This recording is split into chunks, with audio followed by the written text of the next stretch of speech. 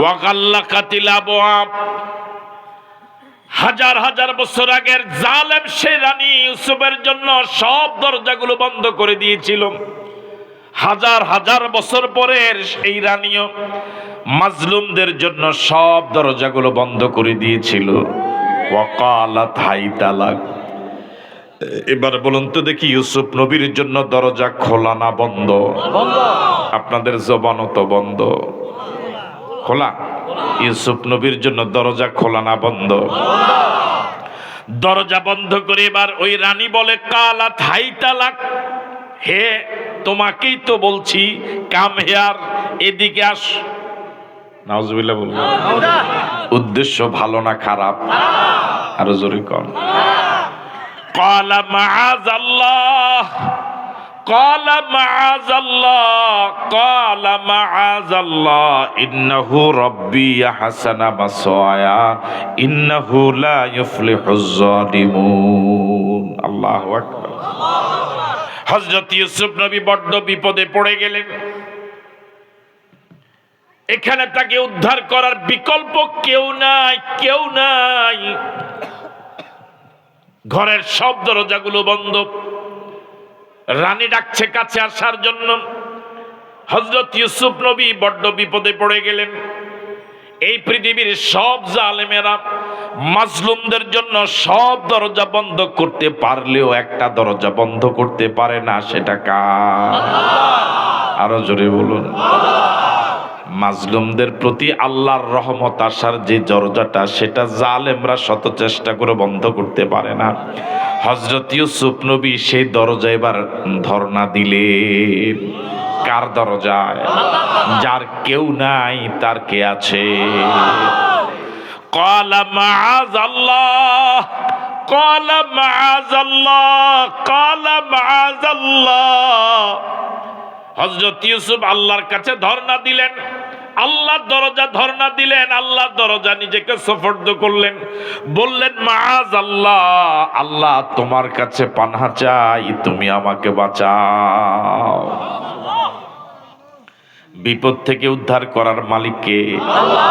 মাজার, দরগা, দুর্গা, এই ঝামেলা নাই তো এলাকায়? আছে।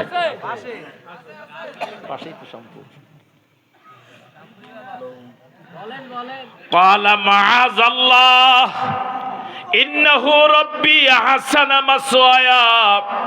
তিনি তো আমার এমন রব, তিনি তো আমার এমন রব, তিনি তো আমার এমন রব যিনি আমাকে উত্তম মেহমানদারির ব্যবস্থা করলেন, উত্তম আশ্রয়ের ব্যবস্থা করলেন। আমার ভাইয়েরা আমাকে কুফে ফেলে দিয়েছিল। ভাইরা মনে করেছিল আমার জীবন এখানে শেষ, মাছের পেটে চলে যাব, সাপে কাটবে, কুমিরে খাবে।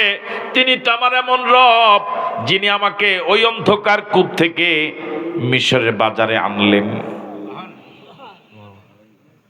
গরিব কারো কাছে বিক্রি করেন নাই, মিশরের বাদশার কাছে বিক্রি করে রাজ মেহমান বানালেন, রাজপ্রাসাদের মেহমান বানালেন। আমার এমন আল্লাহর প্রতি আস্থা যে আল্লাহ অন্ধকার কূপ থেকে আমাকে উদ্ধার করে রাজপ্রাসাদের মেহমান বানালেন। ওই আল্লাহর প্রতি আমার আস্থা, আমার আল্লাহ এই জালেম রানীর কবল থেকে আমাকে বাঁচাবে। আল্লাহু আকবার। যে আল্লাহ 15 বছরের এই বড় জালেমের কবল থেকে একামতে দ্বীনের আল্লাহওয়ালাদেরকে রক্ষা করেছে, ওই আল্লাহ যুগে যুগের জালেমদের থেকেও কোরআনওয়ালাদেরকে রক্ষা করবে। ইন্নাহু রাব্বি হাসানা মাসওয়ায়া।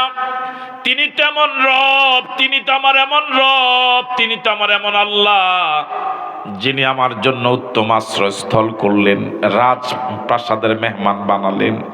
এমন আল্লাহ আমাকে এই বিপদ থেকেও বাঁচানোর ক্ষমতা রাখে কি রাখে না? ইন্নাহু লা ইউফলিহুজ জালিমুন। তিনি তো আমার এমন আল্লাহ, তিনি জালেমকে কখনো চূড়ান্ত বিজয় দেয় না। মিশরের এই রানী আপাতত ক্ষমতার দাপটে ঘরের সব দরজা বন্ধ করে দেওয়ার সুযোগ পেয়েছে। যেহেতু রাজপ্রাসাদটা তার, রাজপ্রাসাদ তার স্বামীর, ঘরের দরজা বন্ধ করার আপাতত সে সুযোগ পেয়েছে। আপাতত কিছু সময়ের জন্য সে নিজেকে বিজয়ী মনে মনে ভাবে। দরজা বন্ধ করতে পারছে, একটা বিজয়ী বিজয়ী ভাব, কথা কয় না কেন? কিন্তু সময়ের ব্যবধানে তার এই বিজয়ী ভাব থাকবে না। আপাতত সে দরজা বন্ধ করে আমাকে অসহায় করে ফেলেছে। ঘরে আমি এখন একা, চরম অসহায়, আমি এখন চরম মাজলুম। আপাতত আমাকে মাজলুম মনে হলো, সময়ের ব্যবধানে আমি বিজয়ী হব। জোরে বলেন আল্লাহু আকবার। ইন্নাহু লা ইউফলিহুজ জালিমুন। তিনি তো এমন আল্লাহ, তিনি জালেমকে কখনো বিজয় দেয় না। আসলে আমরা আল্লাহকে চিনি নাই, আল্লাহকে চিনি নাই। আমাদের ঈমান দুর্বল হওয়ার কারণে মাঝে মাঝে আমরা হতাশ হয়ে যেতাম। বিগত 15 বছরের এই যে জুলুম হলো, একটা নিরপরাধ ছেলেকে ধরে গুলি করে মেরে ফেলে, একটা মানুষকে ধরে আয়না ঘরে নিয়ে 13-14 বছর রাখে। আল্লামা দেলাওয়ার হোসেন সাঈদীর মতো একটা লোক, কি সোনার মানুষ ছিলেন, কি সোনার মানুষ ছিলেন। এই লোকটার প্রতি এই আচরণটা করলো, আমরা হতাশ হয়ে যেতাম। আল্লাহ বুঝি মাজলুমের কথা শুনে না, আল্লাহ বুঝি মাজলুমের দোয়া কবুল করে না। আল্লাহ তো হালিম, তিনি চরম ধৈর্যশীল। তিনি মাজলুমদের প্রতি চোখের পানির প্রতিটি ফোঁটা, মাজলুমদের শেষ রাতের দোয়া, মাজলুমদের হাজারি সব গুনে গুনে জমা করে 5 তারিখ বিস্ফোরণ ঘটাই দিয়েছে।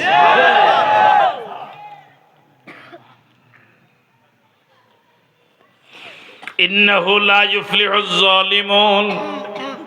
তিনি জালেমকে কখনো বিজয় দেয় না। যিনি তাফসীর জগতের মুকুটহীন সম্রাট ছিলেন, শুধু মুসলমানদের নয় বিধর্মীদের কাছে যিনি শ্রদ্ধার পাত্র ছিলেন, যিনি শুধু বাংলাদেশ নয় গোটা পৃথিবীর মুসলমানদের মাথার তাজ ছিলেন, যার হাতে অসংখ্য বিধর্মী কালিমা পড়ে মুসলমান হলো, যিনি গোটা বাংলাদেশের সম্পদ ছিলেন,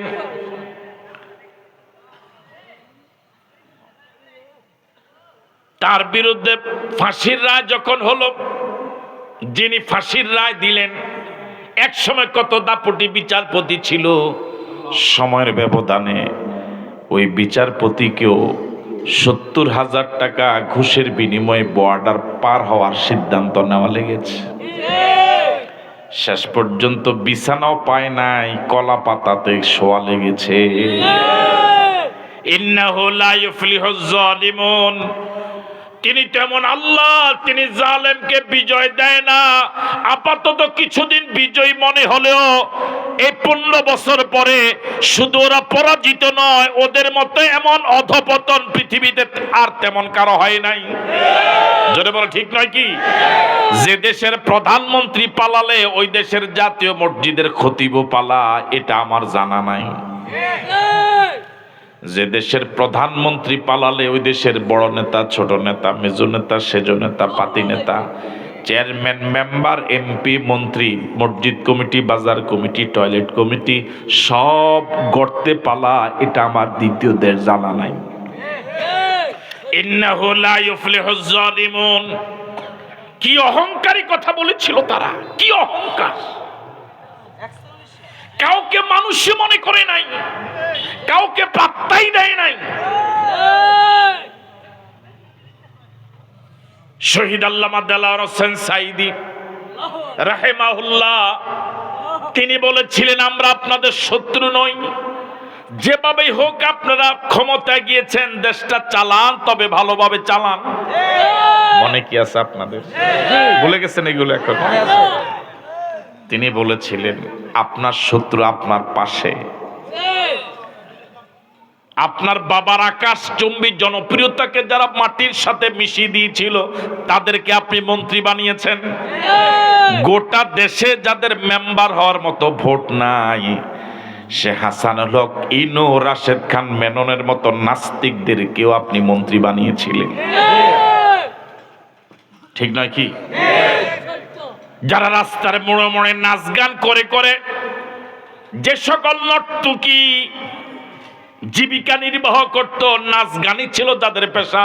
ওদেরকে সংসদ সদস্য বানিয়ে সংসদকে অপবিত্র করেছেন। কথাগুলো কি সত্য বললাম? যারা বাংলা দেখে দেখে রিডিং পড়তে পারে না, এও বাংলাদেশে মন্ত্রী হয়েছিল। হ্যাঁ, এটা কি স্যার দেখছেন নি আপনি? বাংলা রিডিং পড়তে পারে, দেখে দেখে পড়তে পারে না সংসদ পারেন। ইন্নাহু লা ইউফলিহুজ জালিমুন, ইন্নাহু লা ইউফলিহুজ জালিমুন। ও মিশরের রানী, আপাতত ক্ষমতার দাপটে দরজা বন্ধ করেছো, আমাকে আবদ্ধ করেছো। আমি চরম মাজলুম, আমি একা। কিন্তু তোমার এই জুলুম চিরদিন থাকবে না। আমি মাজলুম, সময়ের ব্যবধানে আল্লাহ আমাকে বিজয়ী করবেন, তোমাকে অপদস্থ করবে। 15 বছরের রানী এমন অপদস্থ হবে, এটা কেউ কল্পনা করে নাই। সুতরাং সামনে যদি কেউ জুলুমের চিন্তা মাথায় নেয়, এই ঘটনা থেকে শিক্ষা নেওয়া দরকার। ইন্নাহু লা ইউফলিহুজ জালিমুন। ভাইরা, আপনাদেরকে অনুরোধ করে বলি, ইবাদত বন্দেগী সকলে শতভাগ করতে পারবে না, কম বেশ হবে। কেউ আবাদত একটু বেশি করবে, কেউ কম করবে। আবাদত বন্দেগী সকলের সমান তালে পারবো না। যারা অসুস্থ, যারা বৃদ্ধ হয়ে গেছেন, ঠিক মতো লম্বা সময় রুকু দিতে পারে না, লম্বা সময় সিজদা দিতে পারে না, দীর্ঘ সময় উযু রাখতে পারে না। কিন্তু অনুরোধ করি, কার প্রতি জুলুম করেন না। জুলুমটা খুব খারাপ।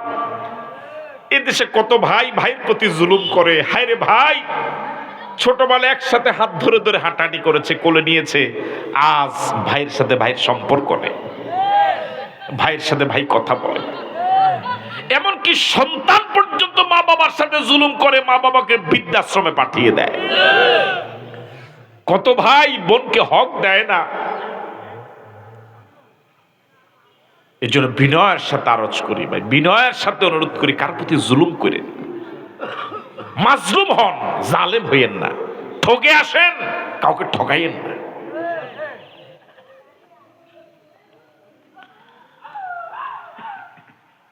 ওয়ালাকাদ হাম্মাত বিহি ওয়া হাম্মা বিহা ইন্নাহু লা ইউফলিহুজ জালিমুন। আল্লাহ জালেমকে কখনো বিজয় দেয় না। এটা সূত্র। এটা কি সূত্র? এটা পরিবর্তন হবে না। এটা মনে রাখেন, মুখস্থ রাখেন। যারাই জালেম, আজ হোক কাল হোক, তাদের পতন নিশ্চিত। যারা মাজলুম, আজ হোক কাল হোক, তাদের বিজয় নিশ্চিত। ঠিক আছে কথা? সুতরাং বিজয় যদি হতে হয়, জালেম হওয়া যাবে না। এদেশের বড় মাপের শিল্পপতি কি দুর্ভাগ্যজনক, পালানো লেগেছে লুঙ্গি পরে। কি পরে? তাও দাঁড়ি। আমরা জানতাম যে মানুষ বিপদে পড়লে ভালো হয়, কিন্তু এদেরকে দেখলাম বিপদে পড়লে দাঁড়ি কামায়। মানুষ তো বিপদে পড়লে দাঁড়ি রাহে, এরা বিপদে পড়লে। আমার ভাইরা, লুঙ্গি পরে নৌকাতে করে পালানো লেগেছে। 2 জন কোস্ট গার্ডের কাছে ধরা পড়েছে। একজন কোস্ট গার্ড আদেন না কাতে হারা রাখছেন, একজনে লুয়ে যেতে আছে, তুমি কো আরেকজন আছে, উনি কো আমার নেন কই, ওই আরেকজন আছে। হায় রে দুনিয়া, হায় রে দুনিয়া। দুনিয়াতে কেউ কারো না। নিজে চলে গেলেন, নিজের কর্মীদের কাছে কার কাছে রেখে গেলেন? দুনিয়ার সামান্য বিপদে যদি নেতা কর্মীদেরকে ভুলে যায়, দুনিয়ার সামান্য বিপদে যদি নিজে নাফসি নাফসি করে বোনকে নিয়ে পালানো লাগে, হাসরের ময়দানে কেউ কি কারো খবর রাখবে? খবর রাখবে?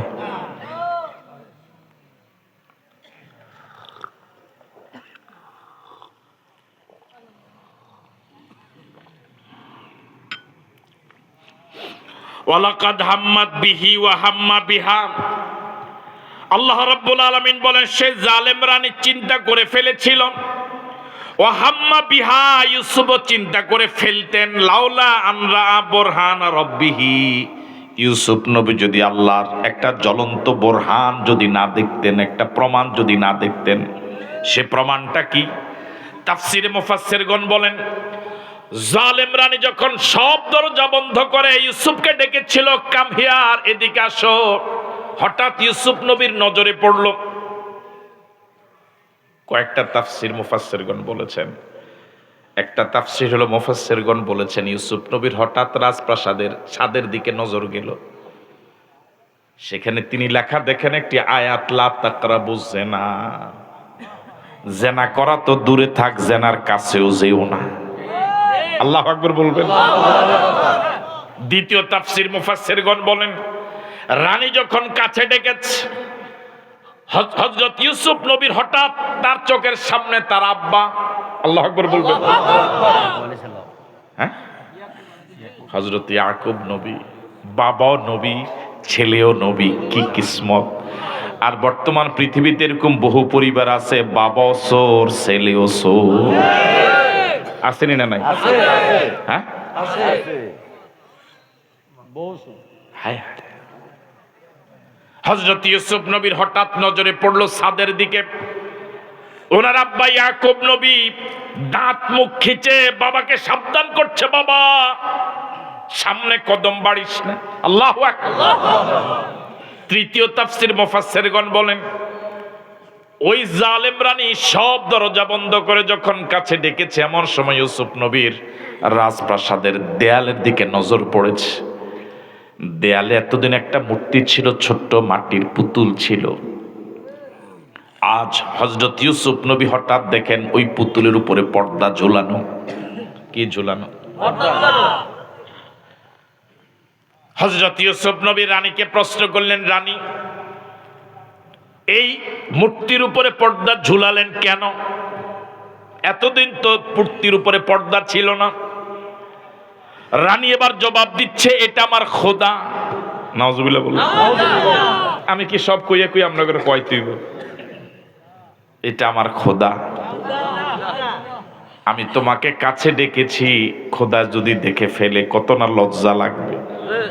চোর হইলেও মানুবালা, ইমানদার, ঠিক আছে না কথা? আমি তোমাকে কাছে ডেকেছি, খোদা যদি দেখে ফেলে, খোদা দেখবে, এই জন্য পর্দা দিয়েছি। ইউসুফ নবী এবার বললেন, রানী আপনি যাকে খোদা মানেন, আপনার খোদা হাত পা নড়াচড়া করতে পারে না, চোখ এদিক থেকে সেদিক নিতে পারে না। আপনি আপনার খোদাকে নিজে এক জায়গা থেকে আরেক জায়গা নিয়ে না নিলে, খোদা নিজে নিজে এক জায়গা থেকে আরেক জায়গা যেতেও পারে না।